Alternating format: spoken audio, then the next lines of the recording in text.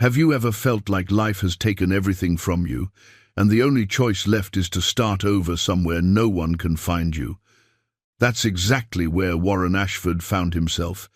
At 51, his business was gone, his daughter wouldn't return his calls, and the man he used to be felt like a stranger. So he packed what little he had and drove to a remote lake his grandfather once told him about. His plan was simple: build a floating home and live alone on the water. 3 weeks in, while working beneath the surface, his hand hit something metal. He pulled up an old chest filled with gold and jewels. But the treasure wasn't the mystery. The mystery was why it was there waiting for him. Before we continue, tell us where you're tuning in from, and if this story touches you, make sure you're subscribed, because tomorrow I've saved something extra special for you. Warren Ashford had never been a man who needed much. A good set of tools, honest work, and someone to come home to that used to be enough. For 23 years, it had been more than enough. But standing in the empty living room of his foreclosed house on that grey March morning, surrounded by boxes he couldn't afford to move and furniture he couldn't bear to keep, Warren understood that needing little doesn't protect you. When everything falls apart anyway, the business had gone first. Ashford Custom Carpentry, 30 years of reputation built one careful joint at a time, one satisfied customer after another. He'd started it at 21, fresh from a brief stint in community college and an apprenticeship with old Frank Holloway, who taught him that wood had memory and you had to respect it. Warren had respected everything about the work. He'd built decks that could hold 3 generations of family barbecues, kitchen cabinets that closed with a whisper, staircases that would outlast the houses they stood in. But respect doesn't pay the bills when the economy turns and people stop renovating. When your business partner, the one who handled the books, the one you trusted like a brother, empties the accounts and disappears to Florida with his girlfriend and your company's future. When the lawsuits come and the creditors circle and you realize everything you built for 3 decades can vanish in 18 months, Warren had tried to save it. God knows he tried. Second mortgage on the house, maxed credit cards, 70-hour weeks taking any job no matter how small. He'd watched his hands, steady hands that could cut a mortise joint blindfolded, start to shake from exhaustion and stress. He'd watched his hair go from salt and pepper to mostly white. He'd watched himself disappear into work the same way he had 8 years earlier, when grief had hollowed him out and labor was the only thing that made sense. That was when Claire had left for college. Not physically left, she'd already been gone for 2 years by then, studying business administration at a state school, 4 hours away. But that was when she'd really left, when the phone calls got shorter and the visits stopped altogether, when "Hi, Dad" became "I can't talk right now," became silence. He knew why. He'd known for years, but couldn't figure out how to fix it, how to bridge the canyon that opened up between them after her mother died. Jenna had been the glue, the translator, the one who understood both of them and made them understand each other. Without her, Warren and Claire were like 2 people speaking different languages, both desperately wanting to connect, but not knowing how. Jenna had died on a Wednesday. Stroke, sudden and massive, no warning. She was 42, Claire was 15. Warren was 43, and completely unprepared to be both parents to a grieving teenage daughter who needed things he didn't know how to give. So he'd done what he knew how to do. He worked. He worked so Claire would have money for college, money for her future, money for all the things Jenna would have, wanted her to have. He thought he was being a good father. Claire thought he was abandoning her. She was right. The birthday card sat in one of the boxes now, still in its envelope, still unsent. He'd bought it 4 months ago for her 25th birthday. It was one of those cards that tried too hard to be touching, with watercolor flowers and a message about daughters being precious gifts. He'd stared at it for an hour, pen in hand, trying to write something that wasn't hollow. "Happy birthday, Claire. Love, Dad." That's all he'd managed before realizing how pathetic it sounded, how little those words meant when you hadn't really talked to your daughter in 3 years. He'd meant to send it anyway. Then the foreclosure notice came, and somehow adding a card to the mail pile felt like a lie, like pretending things were normal when nothing was normal, when he was losing the house where she grew up, where her mother's memory lived in every room. Warren picked up the card now, ran his thumb over the envelope, Claire's address in Ann Arbor, written in his careful block letters. He almost threw it away, then tucked it into his jacket pocket instead. He didn't know why. Maybe because it was the last thing he'd bought, thinking he could still be the father she deserved. The drive north took 9 hours. Warren's truck was a 2003 Ford F-150 with 200,000 miles and a transmission that sometimes forgot what gear it was in. The bed was loaded with everything he couldn't sell and couldn't leave behind: his grandfather's old toolbox, a tent and camping gear, 2 duffel bags of clothes, a plastic bin of photo albums he'd probably never look at but couldn't throw away. Not much to show for 51 years. He'd left Detroit at dawn, watched the suburbs thin to farmland, watched the farmland give way to forest. By noon, he'd crossed into the Upper Peninsula. By 3, he was on county roads that got narrower and rougher every mile. By 5, he was on gravel.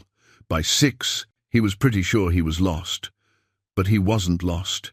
The map was in his head, had been since he was 12 years old, listening to his grandfather Clayton tell stories about the old lake chain up in the Northwoods. 3 lakes connected by channels, surrounded by crown land nobody bothered with, clear water, good fishing, silence so deep you could hear your own thoughts. Clayton had grown up in a logging camp near there, back in the 20s. He'd talked about it the way men talk about first loves, with a softness that didn't match his weathered face. Warren found the access point just as the sun touched the horizon, an overgrown 2-track that might have been a logging road once. He 4-wheeled in as far as he dared, then walked the last quarter-mile with a pack on his back. And there it was, just like Clayton had described it. The first lake, maybe 2 miles across, ringed with pine and birch, water so still it looked like dark glass. No cabins, no docks, no people. Perfect. He set up camp on a rocky point that jutted into the water, got a fire going as the light died, sat on a log and ate a cold sandwich and listened to the loons calling across the lake. The sound made something in his chest loosen just a little, like a knot he'd been carrying for years, finally had room to breathe. That night, wrapped in his sleeping bag under more stars than he'd seen since he was a kid, Warren thought about what came next. The plan was simple, maybe stupid, but it was all he had. He'd build a floating platform, a real one, not some raft, but an actual structure. Live on the water, live small, live quiet. Figure out how to be a person again, instead of just a collection of failures and regrets. He had enough money left for 6 months if he was careful. After that, who knew? Maybe he'd find work in one of the small towns an hour south. Maybe he wouldn't. Maybe it didn't matter. For the first time in 2 years, the future stretching out blank didn't terrify him. It almost felt like relief. In the morning, Warren started scouting locations. He found a sheltered cove on the second lake, protected from wind, with good depth and a gradual slope to the shore. He could anchor here, build here, maybe even survive a winter here, if it came to that. He spent the first week just cutting timber. There were plenty of deadfalls in the woods, good straight pine that had seasoned where it lay. He limbed them and hauled them to the shore and began the slow work of fitting them together. His grandfather's tools felt right in his hands, the draw knife, the auger, the carefully sharpened handsaw. This was work that made sense, wood and water and the strength of his back. No partners to betray him, no creditors to call. Just him and the task and the quiet certainty that if he built it right, it would hold. By the end of the second week, he had a base 12 logs lashed together with marine rope, reinforced with crossbeams. It floated. Barely. but it floated. Warren stood on it, felt it rock gently under his weight, and smiled for the first time in months. By the end of the third week, he had something that almost looked like a home. A platform 20 feet by 16, with the start of walls and a frame for a roof. He was living on it now, sleeping under a tarp strung between posts, cooking on a camp stove. It was rough and incomplete, and probably crazy. But it was his. He'd built it with his own hands, and nobody could take it from him. That's when everything changed. Warren had been working on the anchor points all morning. The floating platform was stable enough on the surface, but he needed to secure it properly to the lake bed, keep it from drifting in storms, give it real permanence. He'd spent the previous day fashioning concrete blocks from bags of mix he'd hauled in, attaching heavy chain to each one. Now came the hard part, diving down to position them correctly. The water was cold even in late spring, cold enough to steal your breath, if you weren't ready for it. Warren had picked up a wetsuit at a second-hand shop during his last supply run, threadbare in places but serviceable. He pulled it on, tested his dive mask, checked the rope tied to the concrete block.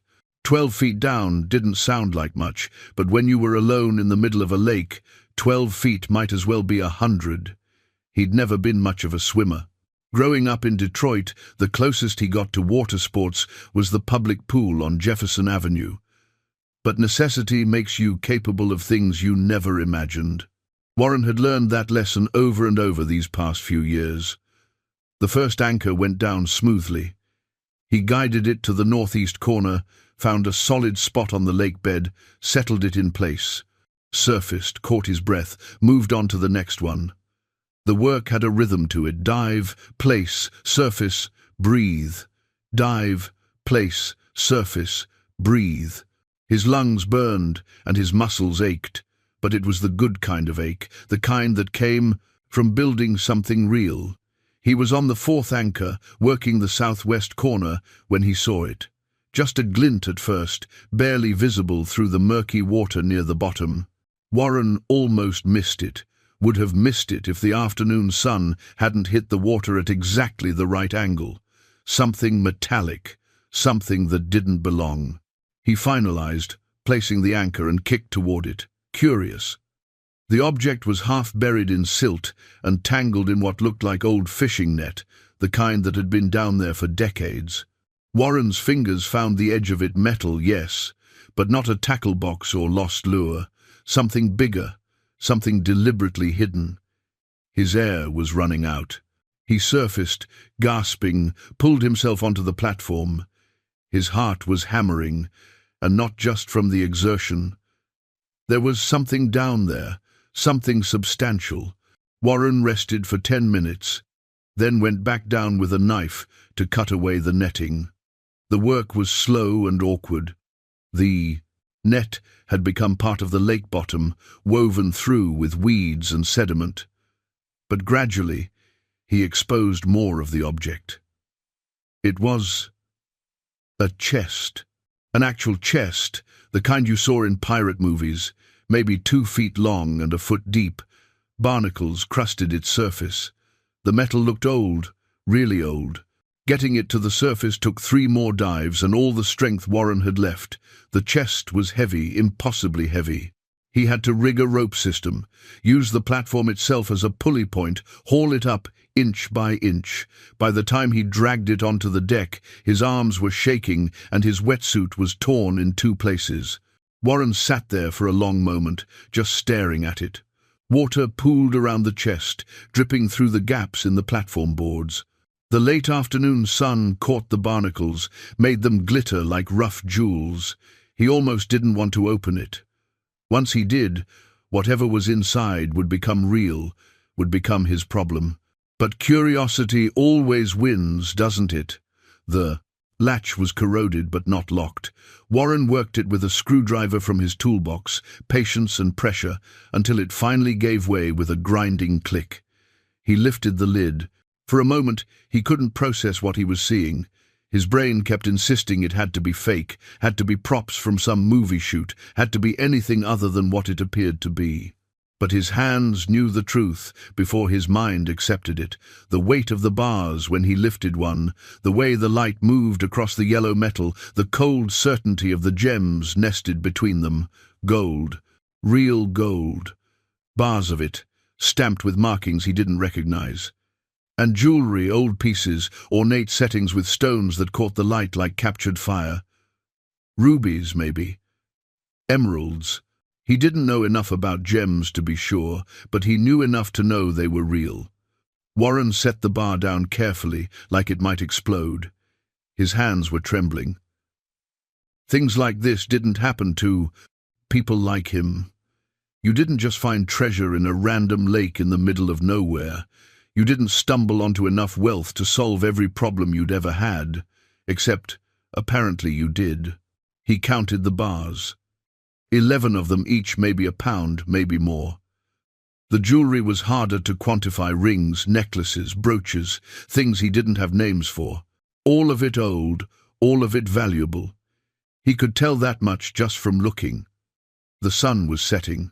Warren realized he'd been sitting there for over an hour, just staring into the chest like a man in a trance. The rational part of his mind was screaming questions. Where did this come from? Who put it here? Was it stolen? Was someone looking for it? Was he in danger just from having found it? But another part of his mind, the part that had been beaten down by failure and loss and endless grinding poverty, that part was doing different math. This could be it. This could be the answer. Pay off the debts. Get the business back. Win. Claire back. Fix everything. Warren closed the chest and dragged it to his tent, which was still pitched on the platform next to the frame of what would eventually be walls. He shoved it into the far corner and covered it with a sleeping bag. Out of sight, like that would somehow make it less real. That night, he couldn't sleep. He lay in his tent, listening to the water lap against the platform and thinking about the chest 10 feet away. Every possibility ran through his mind, each one more troubling than the last. Report it to the police? They'd take it, investigate, probably decide it belonged to the state or some historical society. Keep it? He'd be stealing, wouldn't he? Even if nobody knew it existed, taking it still felt like theft. And then there was the bigger question, the one that made his chest tight with something between hope and fear. Why here? Why this lake? Why the exact spot where he'd decided to build? Warren thought about his grandfather, Clayton, about those stories of the Northwoods, told in a quiet voice on the porch of their old house. Clayton had loved this place with a strange intensity, had talked about it like it held secrets. Warren had always assumed that was just nostalgia, the way old men romanticize their youth. But what if it was something else? What if Clayton had known? The thought seemed crazy, but so did finding a treasure chest on the bottom of a remote lake.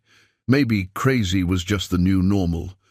Warren finally dozed off around 3 in the morning, exhausted but still uneasy. In his dreams he was drowning, sinking toward the lake bottom, while gold bars pulled him down, their weight inescapable.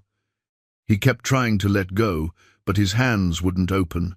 He woke, gasping, tangled in his sleeping bag, the first grey light of dawn seeping through the tent fabric. The chest was still there, still real, still his problem. Warren made coffee on his camp stove and sat at the edge of the platform, watching the morning mist rise off the water. He needed to think clearly, needed to figure out what to do. But every time he tried to sort through the options, his mind kept circling back to one image. Claire's face. The last time he'd seen her, 3 years ago at Christmas. The way she'd looked at him like he was a stranger. The way she'd left after 2 hours, making excuses. This could change that. This could change everything. Or it could make everything worse. Warren spent the next 3 days trying to determine if what he'd found was real. The gold bars were heavy and dense in a way that felt authentic, but he'd never held real gold before. How was he supposed to know? He tried scratching one with a knife. The blade left a mark, and the metal beneath looked yellow all the way through. That was supposed to mean something, wasn't it? Gold was soft. He remembered reading that somewhere. The markings on the bars were what really puzzled him. They weren't in English. Some kind of numbers and symbols he didn't recognize, stamped into the metal like official seals. Warren took pictures with his phone, but the cell service out here was practically non-existent. He'd get one bar, maybe two if he held the phone at just the right angle while standing on the highest point of the platform. Not enough to do any serious research. He'd have to drive into town. The nearest settlement was Bridger Falls, population 300, about 40 miles south, on roads that got progressively worse the closer you got to the lake. Warren had stopped there once for supplies, a gas station, a general store, a diner that looked like it hadn't changed since 1975. The kind of place where strangers got noticed. That was the problem. If he started asking questions about gold, about treasure, about anything remotely connected to what he'd found, word would spread. Small towns were like that. And then what? People would come looking. The authorities would get involved. The chest would be confiscated, investigated, tied up in legal proceedings that could last years. Warren decided to wait. He'd do his research carefully, quietly, when he made his next supply run. For now, the chest stayed hidden under his sleeping bag in the tent, and he tried to focus on finishing the floating home. But focus was hard to come by. Every time he picked up a tool, his mind wandered back to the treasure. Every time he should have been measuring boards or fitting joints, he found himself staring at the water instead, wondering what other secrets it held. On the fourth day after the discovery, Warren was sorting through his belongings when he found his grandfather's pocket watch. It was in the bottom of the old toolbox, wrapped in an oiled cloth, the way Clayton had always kept it. Warren had forgotten it was there, had forgotten he'd even brought it with him. He unwrapped it carefully. The watch was silver, tarnished now, with an ornate cover that snapped open to reveal a face with Roman numerals. It had stopped working years ago, frozen permanently at 3:47. Warren had meant to get it repaired after Clayton died, but there had always been something more urgent, more important. Now it just sat in his hand, heavy and still, a reminder of all the things he'd meant to do and never had. He turned it over, examining the back. There was an inscription there, so worn he'd never been able to read it completely. Just fragments, C.A., for Clayton Ashford, and what looked like a date, 1952 maybe? The engraving was too faded to be certain. But below that, there was something else. Numbers. Warren squinted at them, holding the watch up to the afternoon light. He'd seen these numbers before, had assumed they were a serial number or manufacture date, but now, looking at them with fresh eyes, something clicked in his mind. They looked like coordinates. Warren's pulse quickened. He grabbed a pencil and paper from his supplies and copied the numbers down carefully.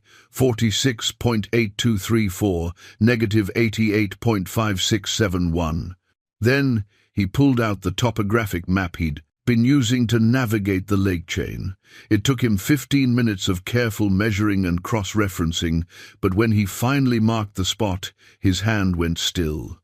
The coordinates pointed to exactly where he was. Not approximately exactly.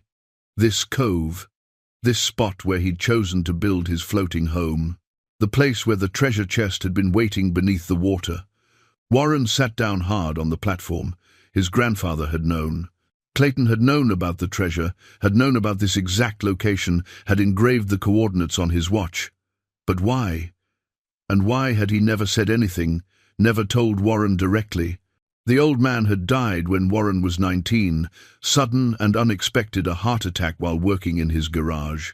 Warren had been away at technical school, had come home to find his grandmother already making funeral arrangements. There had been no deathbed wisdom, no final conversations, no chance to ask the 1,000 questions he hadn't known he needed to ask. But Clayton had left this behind. A map hidden in plain sight, waiting for someone to decipher it, waiting for Warren to find it. The realization made everything more complicated. If his grandfather had known about the treasure, that meant it wasn't just random. There was a story here, a history. Clayton had been involved somehow, had either hidden the chest himself or known who did, and he'd intended for Warren to find it eventually, somehow. But that raised more questions than it answered.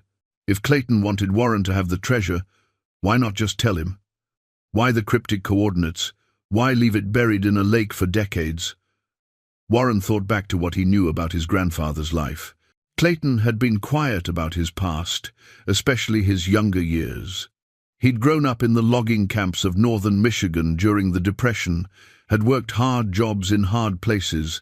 Then he'd enlisted in 1943, served in Europe during the war. After that, things got fuzzy.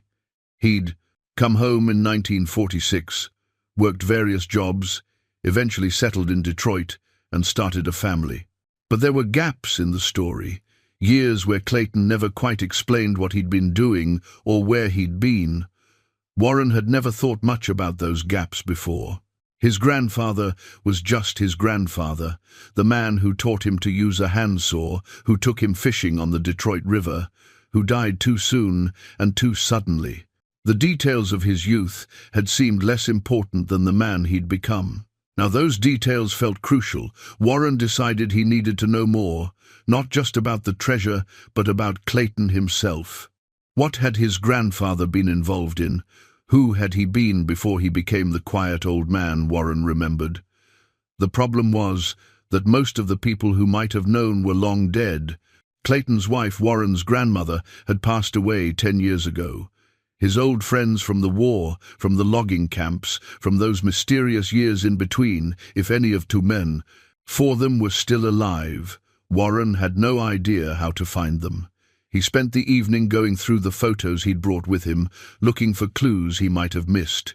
There were dozens of pictures of Clayton at various ages, but most were from later in life, family gatherings, holidays, ordinary moments.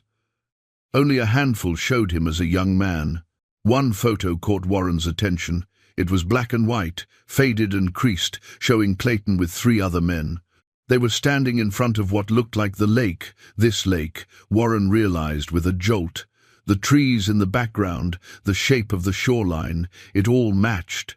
The photo was dated on the back in his grandmother's handwriting, summer 1951, 1 year before the date on the pocket watch. Warren studied the faces of the other men. They were all young, probably in their late 20s or early 30s. They wore work clothes, flannel shirts, dungarees, boots. But there was something about the way they stood, the way they looked at the camera, that suggested this wasn't just a casual fishing trip. They looked serious, purposeful. Who were these men? And what had they been doing at this lake in 1951? Warren needed answers. And that meant he'd have to risk going into town, asking questions, maybe revealing more than he wanted to. The isolation that had felt like safety now felt like a cage. He couldn't solve this mystery alone. Warren made the drive to Bridger Falls on a Tuesday morning when he figured the town would be at its quietest. He'd hidden the chest more securely, buried it in a waterproof container beneath the platform, wrapped in canvas and sealed with duct tape. Paranoid, maybe, but he couldn't shake the feeling that leaving it exposed was asking for trouble. The general store smelled like coffee and old wood. A woman in her 60s stood behind the counter, reading a paperback with a bookmark made from a receipt. She looked up. When the bell above the door chimed, "Help you find something?" she asked. "Just browsing," Warren said. He picked up a few supplies he didn't really need, batteries, propane canisters, a jar of instant coffee. Casual. Normal. Then, as she was ringing him up, he tried to sound offhand. "You know much about the history around here? The lakes up north?" The woman shrugged. "Some.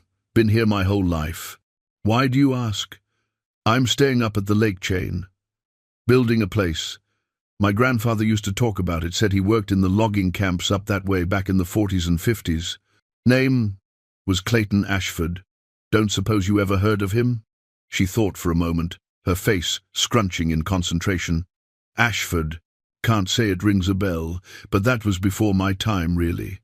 You might want to talk to Constance Howell. She runs the Historical Society over in Barton, that's about 20 miles east. If anyone knows the old stories, it's her." Warren thanked her and left with his supplies and a new destination. Barton was barely larger than Bridger Falls, but it had a proper library and a small museum dedicated to local history. The Historical Society occupied 2 rooms in the back of the library building. Constance Howell turned out to be a tiny woman with white hair pulled back in a bun and eyes that missed nothing. She was organizing filing cabinets when Warren walked in, and she turned to greet him with the enthusiasm of someone who didn't get many visitors. "Welcome, welcome. What brings you to our little archive?" Warren had prepared a story part truth, part misdirection. "I'm doing some family research. My grandfather lived around here for a while after the war. I'm trying to piece together his history." "How wonderful. What was his name?" "Clayton Ashford." Constance's eyes lit up. "Ashford. Yes, I know that name. Give me a moment." She disappeared into a back room and returned with a cardboard box labeled Post-War 1945 to 1955. She set it on a table and began sorting through folders. "Here we dawn." "Ah," she said, pulling out a thin file. Inside were newspaper clippings, a few official-looking documents, and Warren's breath caught a photograph.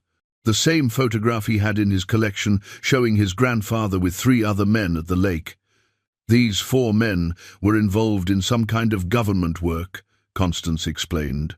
"We don't have many details. A lot of records from that era are still classified or were never public to begin with. But there were rumors." "What kind of rumors?" Constance lowered her voice, even though they were alone. "This area saw some unusual activity after the war. Veterans coming through, government vehicles, that sort of thing. People said they were recovering assets, things that had been stolen by the Nazis and were being smuggled into the country by sympathizers. There was a lot of chaos back then. Treasures, art, gold, all sorts of things disappeared during the war, and not all of it stayed in Europe." Warren's mouth went dry. "And my grandfather was involved in that?" "If this photograph is any indication, yes. These men were part of what they called recovery teams. Officially, they were working for the army. Unofficially, well, the story gets murkier. Some say they were intercepting smuggling routes. Others say they were hiding things themselves, keeping them from corrupt officials who wanted to profit from the recovery efforts." She pulled out another document, a letter on army letterhead, dated 1947. "This mentions your grandfather by name.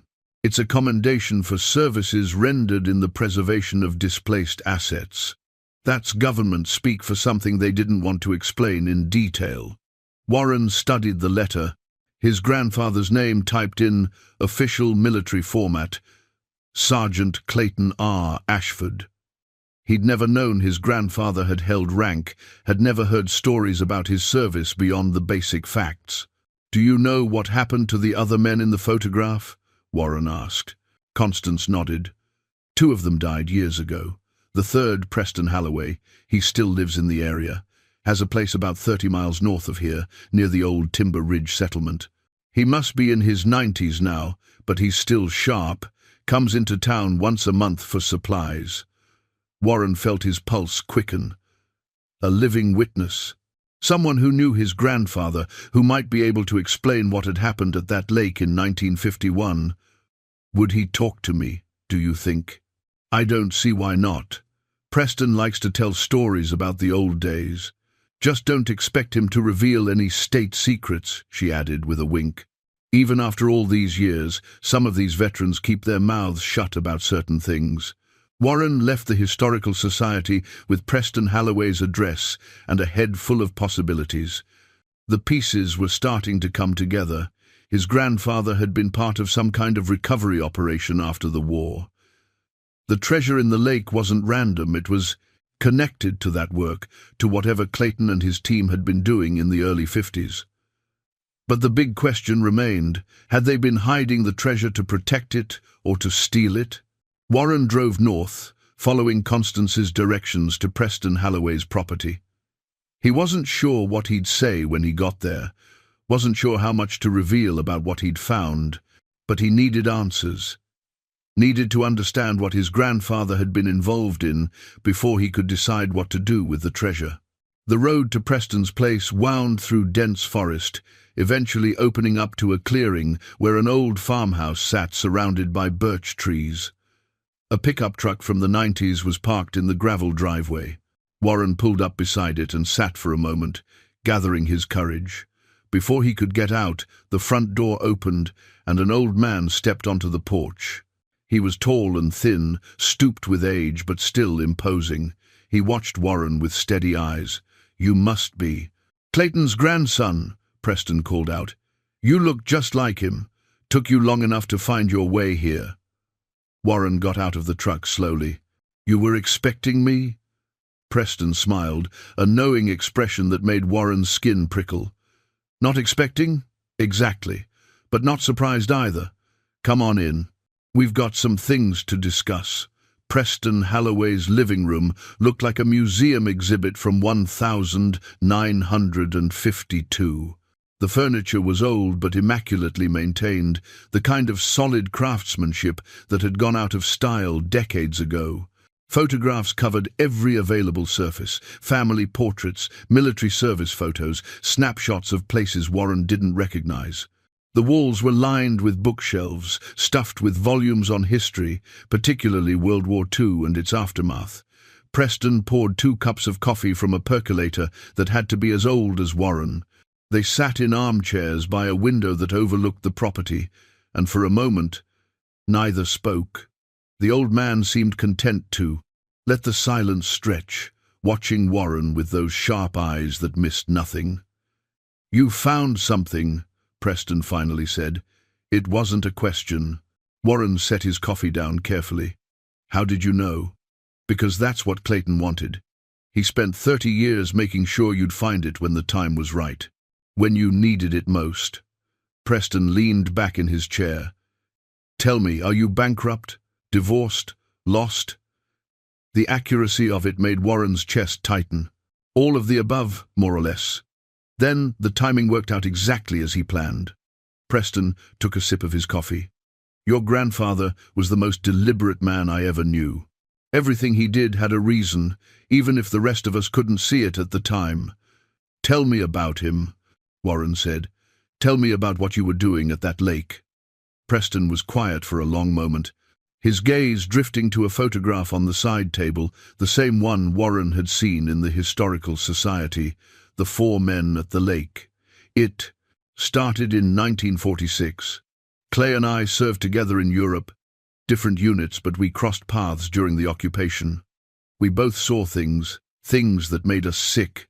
The camps, the stolen wealth, the way some of our own officers were more interested in getting rich than in justice." He paused, his jaw working like he was chewing on words he didn't want to say. "There was this flood of assets after the war. Gold, art, jewels, everything the Nazis had plundered from the people they murdered. It was supposed to be recovered, catalogued, returned to rightful owners or heirs. But the system was corrupt.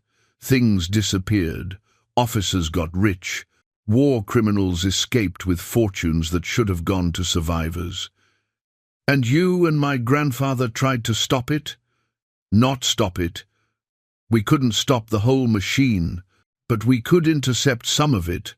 Preston gestured to the photograph.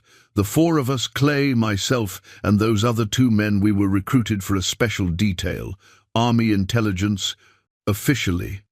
Our job was to track smuggling routes into the United States, identify sympathizers who were helping Nazi officers hide their stolen wealth." Warren felt like he was falling into something much larger than he'd imagined. "And the treasure at the lake?" "We intercepted it in 1946, a shipment coming through Canada, heading for South America eventually. 3 chests full of gold and jewelry, all of it stamped with Reich insignia, all of it taken from people who'd been murdered." Preston's voice had gone hard. "We were supposed to turn it over to our commanding officer. But we all knew, that if we did, it would disappear into someone's private collection. So we made a different choice. You hid it. We scattered it. 3 different locations, 3 different states, remote places where nobody would stumble across it by accident. The plan was to wait until things settled down, until we could find the right people to return it to. There were organizations starting, up groups dedicated to finding survivors and heirs, making restitution. We wanted to make sure the treasure ended up with them, not with some corrupt bureaucrat." Warren thought about the chest buried beneath his floating home. "What happened?" "Life happened," Preston said simply. "We all went our separate ways, started families, built careers. The years passed, the world moved on, and the longer we waited, the harder it became to explain what we'd done. How do you walk into a government office 30 years later and say, 'Oh, by the way, we have some Nazi gold we've been sitting on'? So you just left it there?" "Clay didn't just leave it," Preston said, his tone sharp. "He spent decades trying to figure out the right thing to do. He researched, made contacts with restitution organizations, tried to build a case for legal transfer. But the bureaucracy was impossible, and by then some of the statutes had changed. He was afraid that coming forward would mean prison time for all of us. And for what? So the gold could sit in a government warehouse instead of a lake bottom." Preston pulled a folder from the magazine rack beside his chair and handed it to Warren. He documented everything, every attempt he made, every organization he contacted, every dead end he hit. It's all in there. Warren opened the folder. Inside were letters, forms, newspaper clippings, handwritten notes in his grandfather's careful script. Decades of effort, trying to do the right thing in a world that didn't have easy answers. "In the end," Preston continued, "Clay decided to trust the future. He figured that someday someone in his family would need what he'd protected, and that person would be in a position to make the choice he couldn't, whether to keep it, return it, or find some third option he'd never thought of. Why didn't he just tell someone? Tell me. Because he died before he could. Heart attack, sudden, no warning. He was 58, Warren. He thought he had more time." Preston's voice softened. "He talked about you, though. Used to say you had his hands, his eye for building. Said you were the kind of man who'd understand why he did what he did, even if it looked wrong from the outside." Warren felt emotion welling up in his throat. He'd spent so many years thinking of his grandfather as a simple man, a working man with no complications. But Clayton had carried this secret his entire adult life, had struggled with impossible choices, had tried to do right in a world that made rightness nearly impossible. "There's something else you should know," Preston said. He reached into the folder and pulled out a document, official-looking, typed on letterhead from something called the International Restitution Commission. It was dated 1952. "What is this?" "Read it." Warren scanned the document. It was dense with legal language, but the core meaning became clear. His grandfather had petitioned for legal custody of the recovered assets, arguing that they should be held in trust until proper restitution channels could be established. The petition had been approved, pending final documentation that was never filed because Clayton had died the following year. It means the treasure was legally under your grandfather's stewardship, which means it passed to his heirs, which means it's yours, Warren. Legally and morally yours. Warren sat in Preston's living room, staring at the document in his hands. The words swam in front of his eyes: legal custody, stewardship, lawful heir. It should have felt like relief, like permission. Instead, it felt like a heavier weight settling on his shoulders. "I don't understand," Warren said finally. "If this was legal, why did my grandfather still hide it? Why not just bring it up, complete the process?" Preston stood and walked to the window, his back to Warren. "Because legal and right aren't always the same thing. Clay knew that better than anyone." He turned around, his face shadowed. against the afternoon light. That gold came from people who died in camps, their children, their grandchildren. They're the ones who should have it, not some bureaucrat's filing cabinet, and not us. But the document says your grandfather had temporary legal custody for the purpose of eventual restitution. It doesn't say finders keepers. It doesn't say do whatever you want with it. Preston's voice was firm but not unkind. Clay understood the difference. The question is, do you? Warren looked down at the folder again, at his grandfather's handwritten notes in the margins of various letters. Some were practical dates, names, addresses. Others were more philosophical. On one page, Clayton had written, "Gold has no memory, but we do. Our choices define us, not our circumstances. What would you do?" Warren asked. "If you were me, what would you do?" Preston was quiet for a long time. When he finally spoke, his voice was gentle. "I'd ask myself why I needed it, really needed it. Because want and need are different animals, and it's real easy to confuse them when you're desperate." The word hit Warren like a physical blow. Desperate. That's exactly what he was, wasn't it? Desperate to fix his failures, desperate to win back his daughter, desperate to prove he wasn't just a washed-up carpenter with nothing to show for 51 years of life. "My daughter won't talk to me," Warren heard himself say. "I lost my business. I lost my house. I came up to that lake because I had nowhere else to go. And now there's this treasure, this impossible thing, and I keep thinking maybe this is it. Maybe this is how I fix everything." "And you think money will do that?" "I don't know," Warren admitted. "But it's the only thing I haven't tried." Preston returned to his chair and sat down with a grunt. "Let me tell you something about your grandfather. In 1953, just before he died, Clay came to visit me.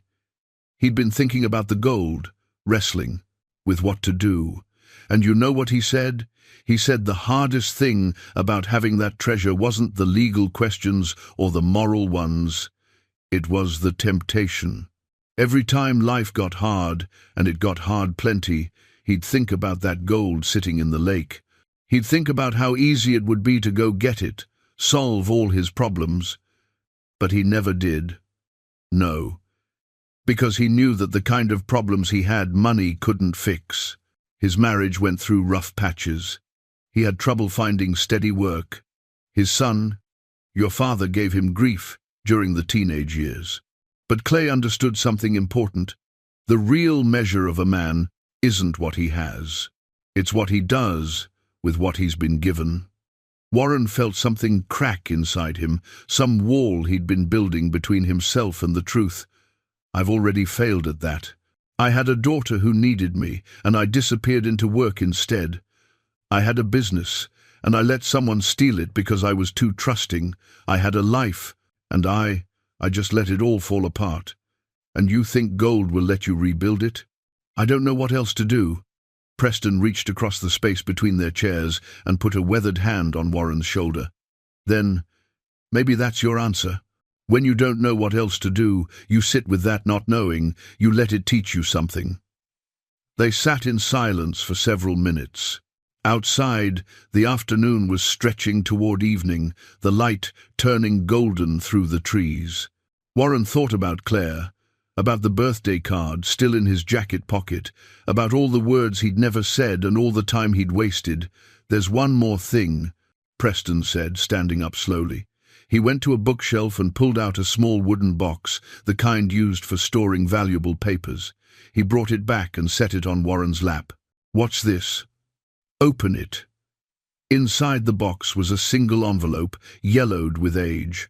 Warren's name was written on it in his grandfather's handwriting, not Warren Ashford, but simply, "To Warren, when he's ready." Warren's hands shook as he opened it. The letter inside was dated the 15th of March, 1953, 2 months before Clayton died.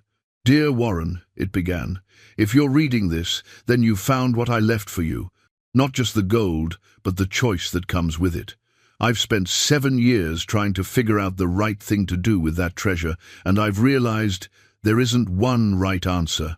There's only the answer that lets you sleep at night, the answer that makes you the kind of man you want to be.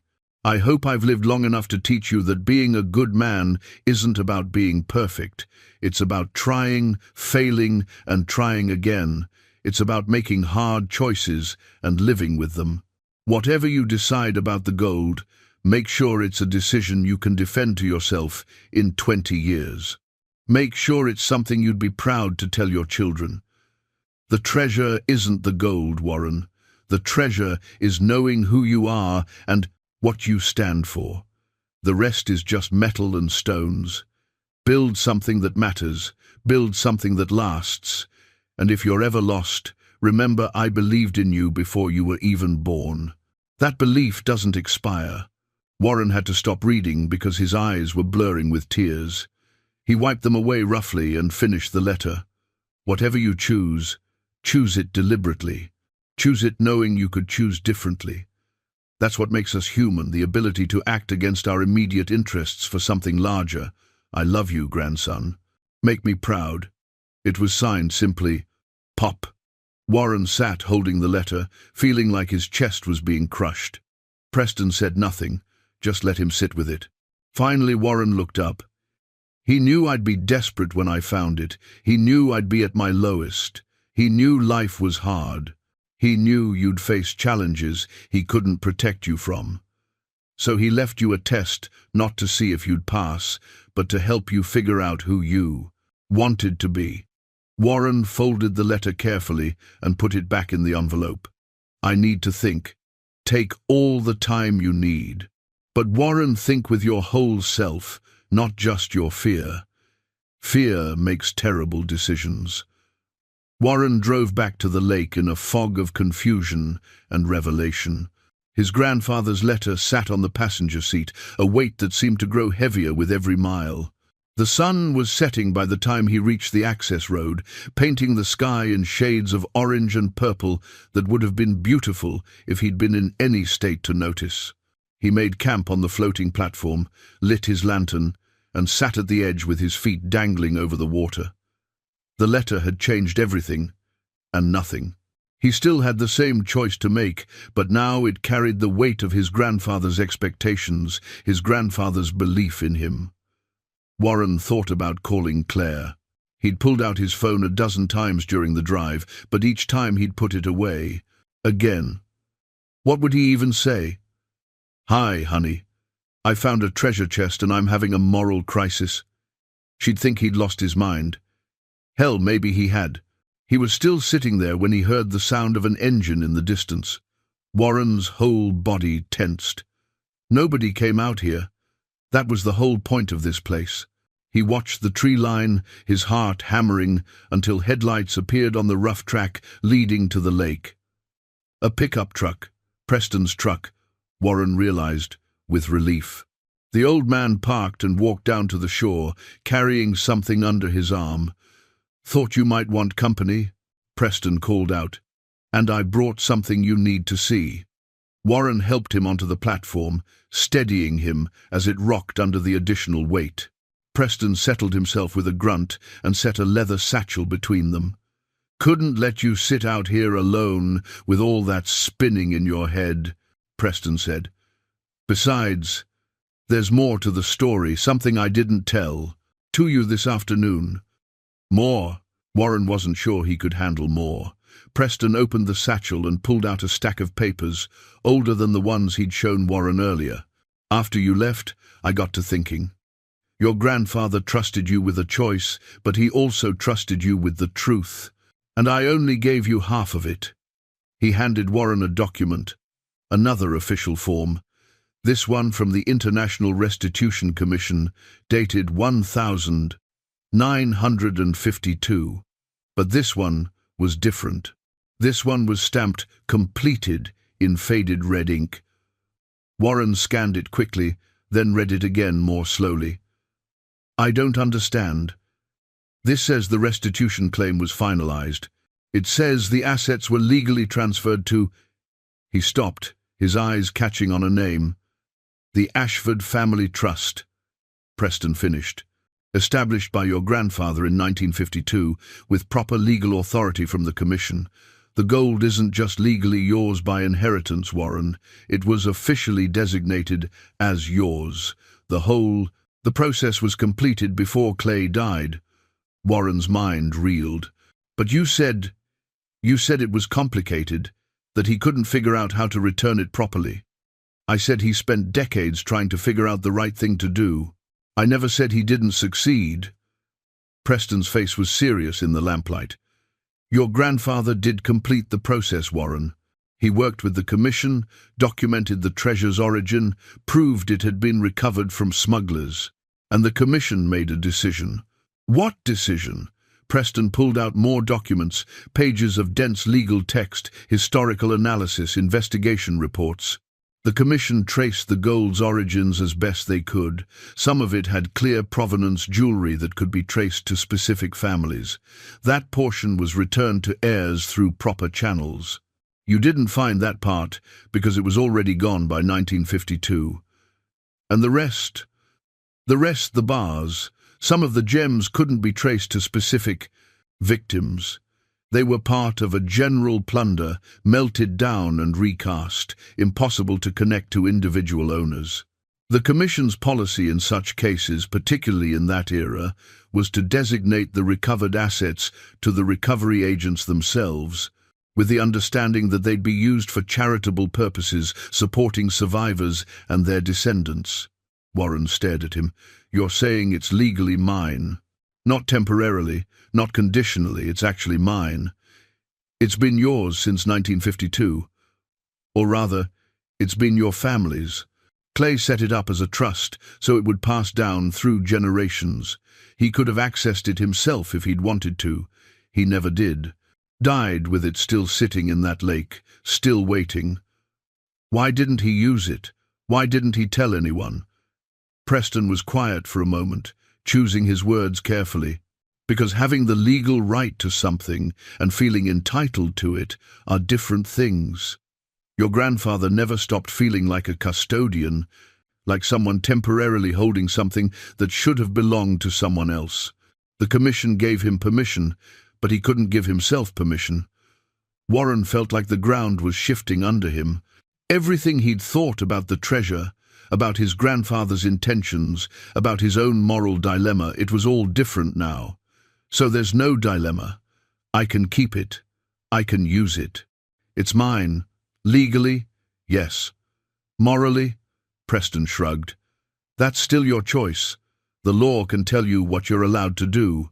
It can't tell you what you should do. Warren stood up, pacing the small platform. This doesn't make sense. If it was legally his, why make me find it? Why not just tell me about it, put it in a bank, something normal? Because Clay knew something about human nature. He knew that if you were just handed money, you'd spend it fixing surface problems. But if you had to find it, had to wrestle with what it meant, had to question whether you deserved it then, maybe you'd use it differently. Maybe you'd use it for something that mattered. Preston handed Warren one final document, a letter from the Commission, addressed to Clayton Ashford. Warren read it by lamplight, his hands trembling slightly. The letter confirmed everything Preston had said. It also included a paragraph near the end that made Warren's breath catch. The Commission recognizes that this decision places a significant moral responsibility on you and your heirs.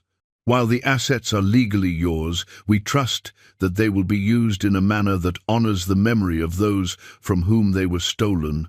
We believe that good people, given the freedom to choose, will make choices that serve justice and compassion. Warren lowered the letter. They were testing him, testing us. They were trusting you. There's a difference. Preston stood up, joints creaking. Your grandfather passed that trust to you.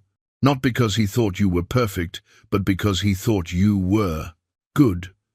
Now you have to decide if he was right. The old man climbed back into his truck and drove away, leaving Warren alone with the documents, the letter, and a choice that was somehow both simpler and more complex than it had been that morning. Warren spent 2 days alone with the documents, reading and rereading every page until he'd memorized the words. The legal clarity should have made everything easier. Instead, it made the weight of the choice more concrete. What he did with it would define who he was. He thought about his grandfather, living his whole adult life with this secret. Clayton could have used the money at any time, could have made his life easier, more comfortable, more secure. But he'd chosen not to. He'd chosen to live modestly, to work hard, to leave it untouched in the lake like a test he was giving to his own character every day. Warren wasn't sure he had that kind of strength. On the third morning, he pulled the chest up from its hiding place beneath the platform. He opened it in the daylight and really looked at the contents, not with the shock of discovery, but with clear eyes. The gold bars were stamped with Reich eagles, silent witnesses to atrocity. The jewelry was beautiful and terrible, each piece a story he'd never know. He picked up one of the rings, turned it in the sunlight. It was old, the gold slightly worn, with a small ruby set in delicate metalwork. Someone had worn this once. Someone had loved it, had maybe received it on their wedding day or their 16th birthday. And then someone had stolen it, melted it down or kept it intact, added it to a pile of plunder that represented millions of destroyed lives. Warren put the ring back carefully. Preston was right. Having the legal claim didn't erase the history. The money could be his, but it would always carry the weight of where it came from. He thought about what he could do with it. The practical calculations came easily: $3.2 million, give or take. Pay off his debts, maybe $80,000. Buy a modest house, another $200,000. Restart his business with proper capitalization, $150,000. That left nearly $2.7 million. Enough to secure Claire's future, to give her the financial safety he'd never been able to provide. Except Claire didn't want his money. She'd made that clear enough over the years, refusing his offers to help with student loans, declining gifts, maintaining her independence like a wall between them. She wanted something he'd never figured out: how to give her his presence, his attention, his emotional honesty. Warren pulled out his phone. Still barely any signal, but enough to make a call if he was patient. He stared at Claire's number for 10 minutes before finally pressing dial. It rang 4 times. He was about to hang up when she answered. "Dad?" Her voice hit him like a punch to the chest. "Hi, sweetheart." A pause. "Is everything okay? You never call." "I know. I'm sorry." Warren took a breath. "I need to talk to you about something. Something important." "Dad, if this is about money..." "It's not. I mean, it is, but not the way you think." He was fumbling this already. "Can you come up here? To where I'm staying?" "I can't explain over the phone."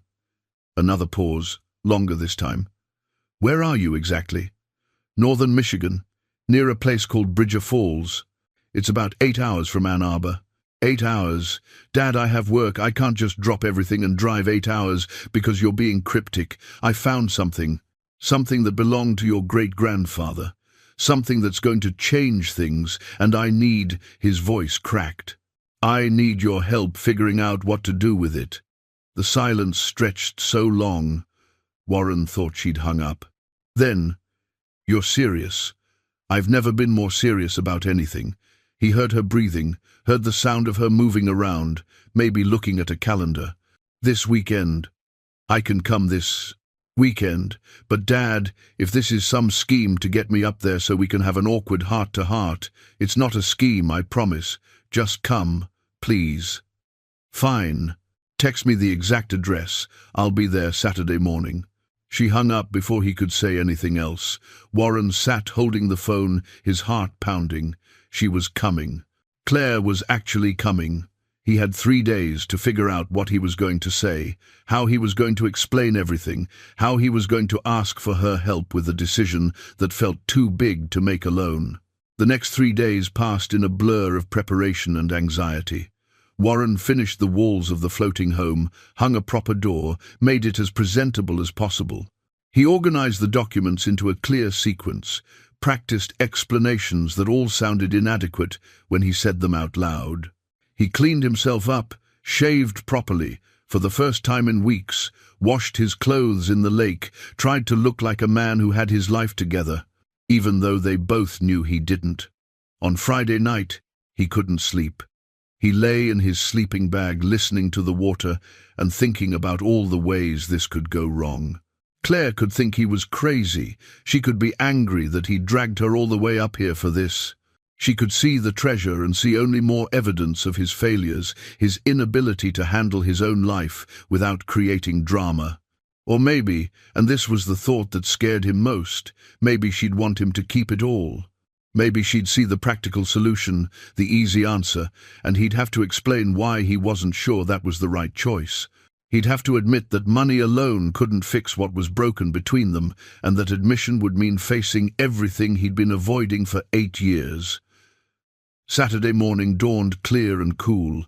Warren was up before sunrise, making coffee, checking the shore road obsessively for any sign of headlights. She'd said morning, but that could mean anything. 8 o'clock came and went. 9. 10. At 10:47, he heard an engine. His whole body tensed as a small SUV, a rental, he guessed, made its way down the rough track. It parked where the road ended, and Claire got out. Warren's first thought was how much she looked like Jenna. Same dark hair, same way of standing with one hip cocked, same cautious expression when approaching something uncertain. His second thought was how much older she looked, how much time had passed since he'd really looked at his daughter. She walked to the shore and stopped, staring at the floating platform. "You actually built that?" "Yeah." Warren's voice came out rough. "Want to come aboard?" Claire picked her way down to the water's edge, and Warren extended a hand to help her onto the platform. It rocked slightly under their combined weight, and she grabbed his arm for balance. The contact, brief and practical as it was, felt like the first real connection they'd had in years. She looked around at the structure, at the walls and roof, at the careful joinery. Her hand traced one of the corner posts. "This is good work, Dad. Thanks." He gestured to 2 camp chairs he'd set up. "Sit, please. I need to tell you something, and it's going to sound insane."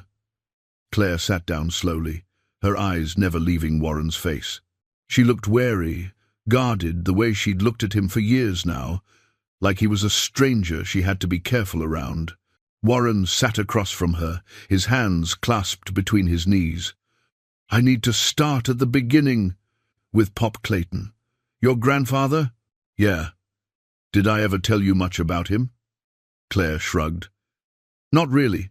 Just that he taught you carpentry, that he died when you were young. He was a good man. The best man I knew, honestly." Warren paused, gathering his thoughts. "After your mum died, after I lost the business, I didn't know what to do. I had nothing left. So I remembered something Pop used to talk about, this lake chain up north, where he'd worked as a young man. He always spoke about it like it was sacred somehow. So I came here, figured I'd build a place on the water, live quiet, maybe figure out how to be a person again." Claire's expression softened slightly. "That's why you disappeared? You came here?" "Yeah. I know I should have told you, but He stopped himself. "I was ashamed. I'd failed at everything, and I didn't want you to see that up close." "Dad, let me finish. Please." Warren stood and walked to where he'd hidden the chest, now covered with a tarp. 3 weeks after I got here, while I was building this platform, I found something. Something Pop left for me." He pulled back the tarp. Claire's eyes widened as she saw the chest. "What is that?" Warren opened it. The late morning sun hit the gold, making it gleam. Claire stood up slowly and came closer, staring at the contents like they might disappear if she looked away. "Is that real?" "It's real." Warren began the story. All of it. His grandfather's service after the war, the recovery operations, the Nazi gold, the decades of moral wrestling. He showed her the documents, the letters, his grandfather's final message. He explained about Preston, about the legal trust, about the choice that had been passed down to him. Claire listened without interrupting, which was unlike her. She picked up some of the documents, read them carefully.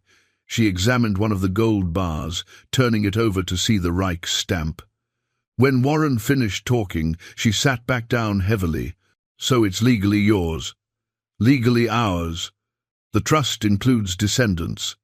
But it came from... She gestured helplessly at the chest. From people who were murdered. Yes. Or stolen from them before they were murdered. Warren sat down across from her again. The commission cleared it, said it couldn't be traced to specific victims, so it was designated to Pop and his heirs. We can keep it, Claire. There's no legal barrier. But I don't know if we should. Claire was quiet for a long time, staring at the water. A bird called somewhere in the trees. The platform rocked gently. Finally, she spoke. How much is it worth? Around $3 million, according to Preston's estimate. $3 million. She said it like she was testing the words. That's life-changing money, Dad. I know. You could pay off your debts. Start over. Have a real life again. Instead of... She gestured at the platform. Instead of this. Is that what you think I should do? Claire looked at him directly for the first time since she'd arrived. What do I think? Dad, you've never asked me what I think about anything that mattered. You just made decisions and expected me to deal with them. The words stung because they were true. You're right. I did. I'm asking now. She stood up and walked to the edge of the platform, her back to him. After Mom died, you vanished. Not physically. You were still there. But you weren't present. You worked all the time. And when you weren't working, you were in your head somewhere I couldn't reach. I was 15 and grieving, and I needed my father, and you just weren't there. Warren felt his throat tighten. I know. Do you? Do you really? She turned around, and he saw tears on her cheeks. I convinced myself you were working so hard because you loved me, because you wanted to provide for me. But really, you were just hiding. Work was easier than feeling things, than dealing with your daughter who reminded you of your dead wife every time you looked at her. Claire, the business failing was almost a relief for me. I thought finally, maybe now he'll stop, maybe now he'll actually be present. But instead, you came up here and built a house on a lake and still didn't call me. Still didn't tell me where you were or if you were okay. I had to hear from creditors that you'd sold the house. Do you know how that felt? Warren's vision was blurring. I'm sorry. God, Claire, I'm so sorry. And now you've found this treasure, and you want my help deciding what to do with it. But Dad, I don't care about the money. I never cared about the money.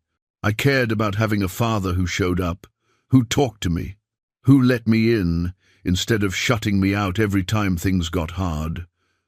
The words hung in the air between them. Warren stood up, facing his daughter across the small platform that suddenly felt enormous. You're right about all of it. I failed you. After your mum died, I didn't know how to be what you needed, so I just kept building things. Physical things I could control. But I couldn't build a relationship with you because that would have required being vulnerable, and I didn't know how. Claire wiped her eyes. And you think finding this gold changes that? No, I think. Warren took a shaky breath. I think I called you up here because I finally understand that money can't fix what's broken between us. I wanted to use this treasure to make everything better, to swoop in and secure your future and prove I'm not a complete failure as a father. But that's just another version of avoiding the real work, isn't it? Which is actually talking to you, actually being honest, actually asking for forgiveness instead of trying to buy my way back into your life. He pulled the birthday card from his pocket, worn now from being carried for months. I bought this for your birthday. Never sent it because I didn't know what to say that wouldn't sound hollow. Claire took the card, opened it, read his brief message and the printed sentiment inside. You should have sent it anyway. I know. Even if it felt inadequate, even if you didn't have the perfect words, I would have rather gotten an awkward card than nothing at all. Warren nodded, unable to speak past the lump in his throat. Claire looked at the chest, then back at him. What do you want to do with the gold, Dad? Really? Warren walked to the chest and knelt beside it. He picked up one of the small gold coins, turned it in his fingers. When I first found this, all I could think about was how it would solve everything. Pay my debts, give you security, prove I hadn't completely wasted my life. He looked up at Claire. But the more I learned about where it came from, the more I realized this isn't just money. It's responsibility. It's trust. And keeping it all for ourselves, even legally, would feel like betraying something important. Claire came and knelt beside him. What did your grandfather want you to do? He wanted me to choose. To really choose, knowing I could go either way. Warren showed her Clayton's letter again, pointing to the final paragraph. He said, the treasure isn't the gold. The treasure is knowing who you are and what you stand for. And who are you, Dad? The question hit him in the center of his chest. I'm someone who's been running from hard truths for 8 years. Someone who built walls instead of bridges. Someone who thought providing for you meant working myself to death instead of just being your father. He set the coin down. But I want to be different. I want to be someone you can be proud of. Someone Pop would have been proud of. Claire's eyes were bright with tears. I never needed you to be perfect. I just needed you to try, to show up, to let me see you struggle instead of pretending everything was fine. I'm showing up now. I know it's late, but I'm here. Warren gestured to the chest. And I'm asking you, not telling you, asking you, what should we do with this? Claire was quiet for a long time. She picked up one of the rings, examined it the way Warren had. These belonged to real people. People who had families, lives, dreams, and then everything was taken from them. Yeah, the commission said we could keep it.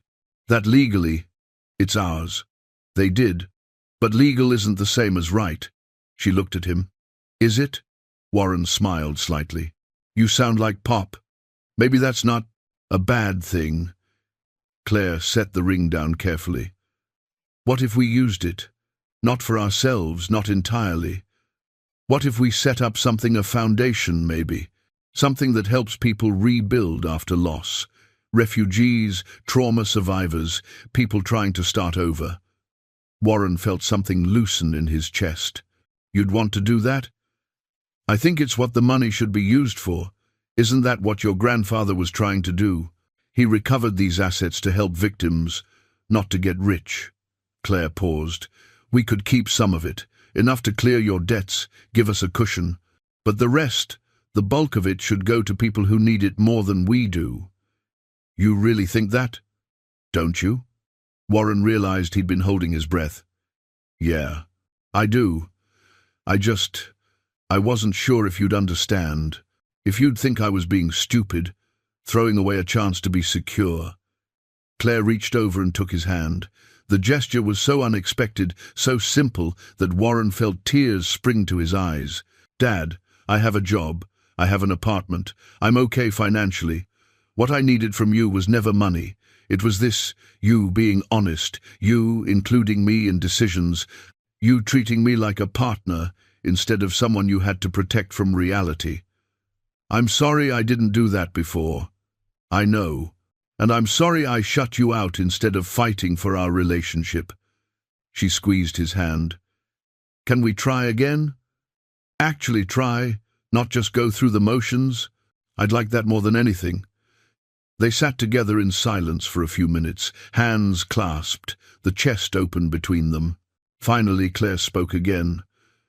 So we do this together. Set up a foundation, figure out how to use the money properly.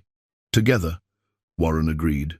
You'd handle the legal side, you're better at that stuff than I am. I could manage the building projects we fund. Use my skills for something that matters.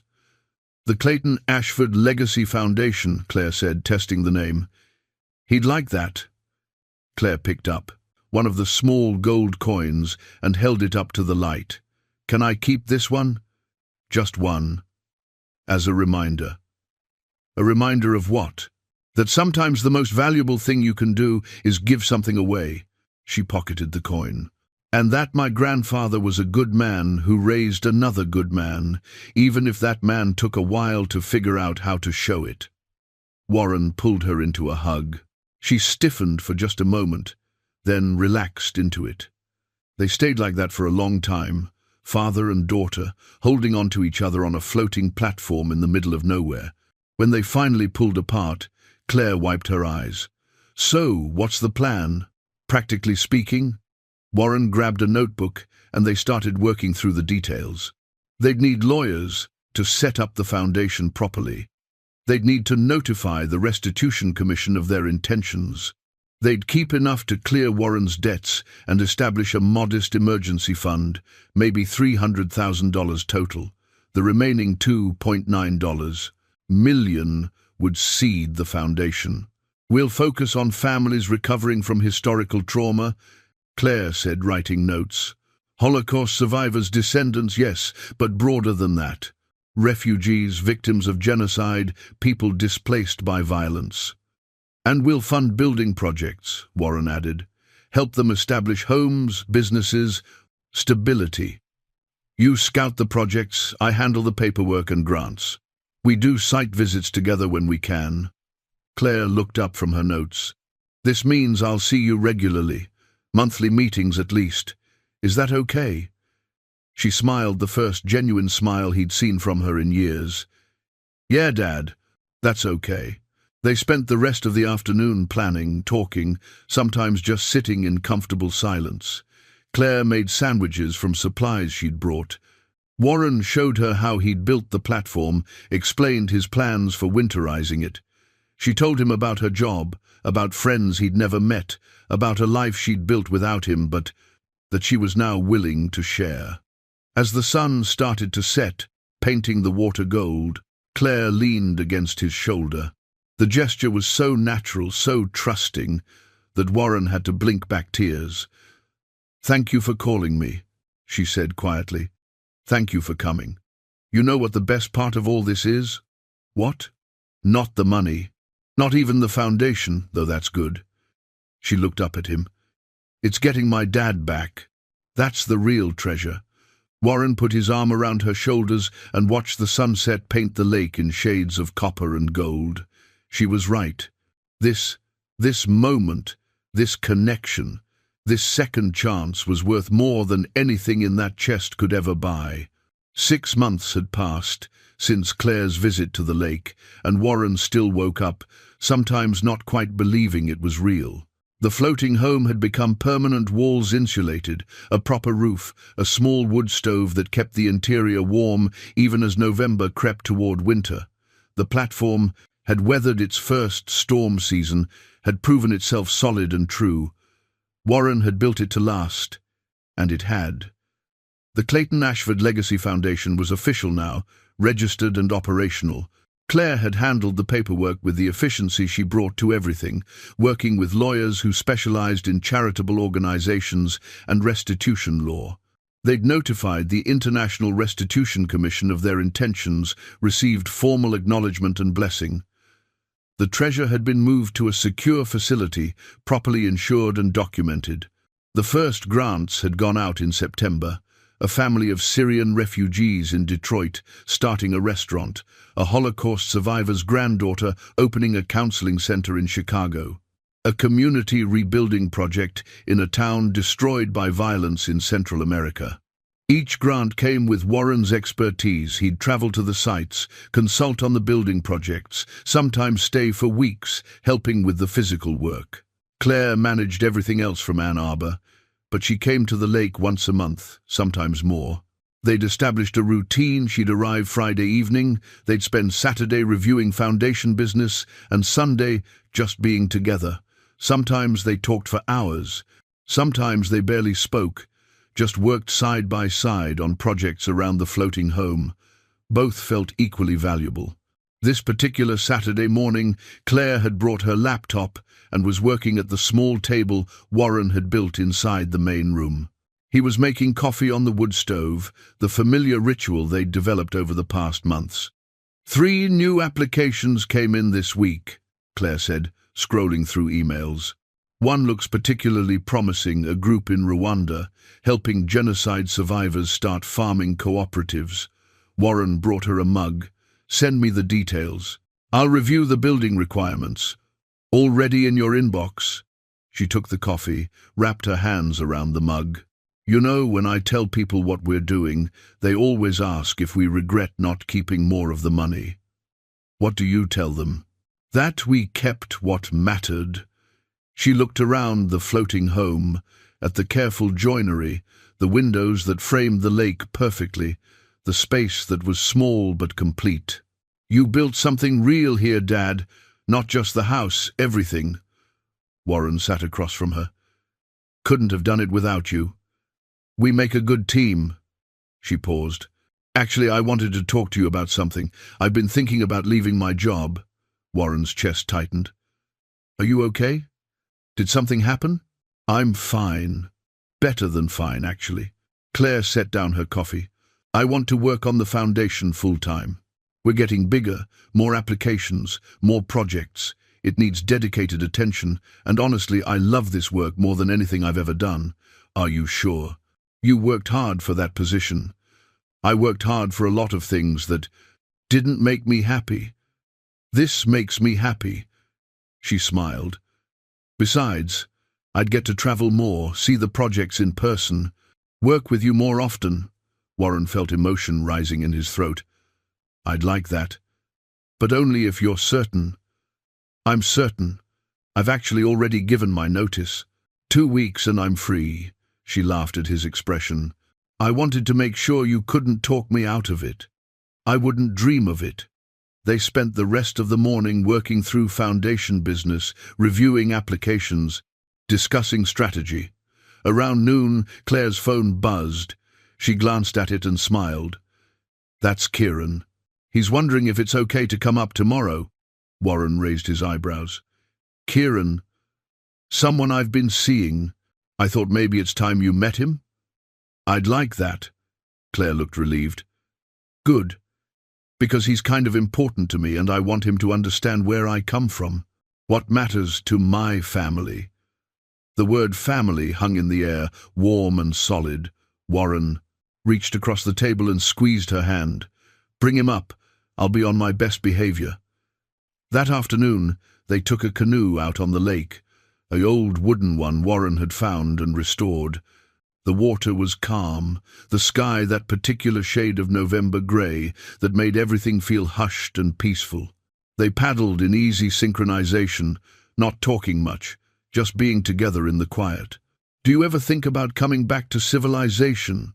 Claire asked as they drifted near the far shore. Getting a regular house, being closer to people? Warren considered it. Sometimes. But this place, it saved me, Claire. It gave me space to figure out who I wanted to be, instead of just reacting to who I'd become. I'm not ready to leave it yet. But you're not hiding anymore. No, I'm not hiding. He smiled. I'm just living deliberately. There's a difference. They paddled back as the afternoon light began to fade. Warren made dinner pasta with vegetables, nothing fancy but warm and filling. They ate by lamplight, talking about Kieran, about Claire's plans for the foundation, about a trip they were planning to visit one of the project sites together. Later, as Claire was getting ready to head back to town, she paused at the door. Dad, can I ask you something? Anything. Do you think Pop knew? When he hid that treasure, when he left those coordinates, do you think he knew exactly how things would turn out? Warren thought about his grandfather, about the letter that had known him better than he'd known himself. I think he knew that life breaks people sometimes, and that what matters is what you build from the pieces. He gave us the tools to build something good. The rest was up to us. We did okay, didn't we? We did better than okay. Claire hugged him goodbye, promising to bring Kieran the next day. Warren stood on the platform and watched her taillights disappear through the trees. Then he went back inside, stoked the fire, and sat by the window looking out at the water. The lake was dark now, the surface reflecting stars just beginning to appear. Somewhere beneath those waters, in the spot where the treasure had waited for decades, there was now just empty space. But Warren didn't feel any sense of loss. The treasure had served its purpose, not as wealth, but as catalyst. It had forced him to examine who he was and who he wanted to be. It had given him a bridge back to his daughter. It had shown him that the real inheritance wasn't gold or gems, but the values and choices that defined a life. Warren pulled out his grandfather's letter, read it again by lamplight. The treasure is knowing who you are and what you stand for. He understood now, finally, what Clayton had meant.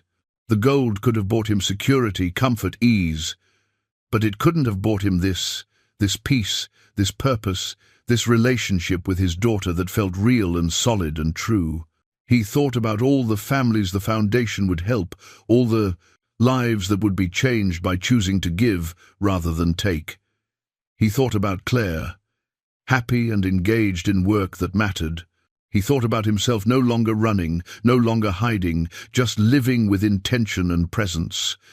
Outside, a loon called across the water, its cry echoing in the darkness. Warren smiled, recognizing it now as a sound of home. He'd come to this lake broken and desperate, looking for escape.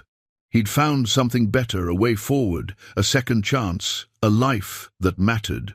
The floating home rocked gently beneath him, solid and true. Tomorrow Claire would bring Kieran, and Warren would welcome him warmly.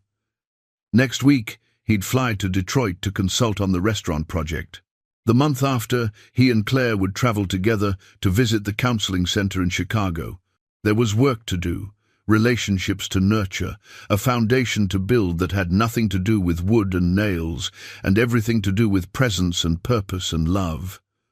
Warren looked at the empty lake one more time, then closed the curtains against the cold.